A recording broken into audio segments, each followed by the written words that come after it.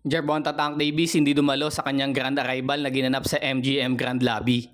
Sa pagbubukas ng fight week ng scheduled title defense si WBA lightweight champion Gervonta Tank Davis. Kontra kay Frank The Ghost Martin, nagkaroon ito ng grand arrival sa MGM Grand Arena. Subalit hindi nga po umaten sa nasabing event ang kampiyon na si Davis. Ayon sa kanyang trainer na si Calvin Ford na humingi naman agad ng paumanin sa mga dismayadong fans na nag-antay. Sinabi nito na hindi na umano makakadalo si Davis dahil nagkaroon ng delay sa kanyang schedule. Ngunit pinangako naman ni Ford sa mga fans na makakaasa umano sila na ang presensya ng kanyang alaga sa gabi ng laban ay nag-uumapaw. Giit din ni Ford na bibigyan umano ni Davis ng magandang laban ng kanyang mga taga-suporta.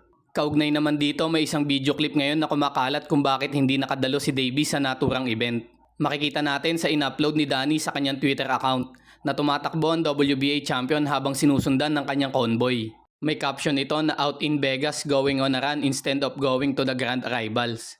Totoo nga kayang pinaghahandaan ito ng husto ni Davis dahil alam niya may kakayanan itong si Martin na maka-upset sa laban. O isa lamang itong strategy para ma-distract ang mentality ni Martin at manggigil sa laban. Abangan natin to mga kaboxing, magandang bakbakan nito ngayong darating na linggo. Sa kabilang balita mga kaboxing, former WBA welterweight champion na si David Abanesian.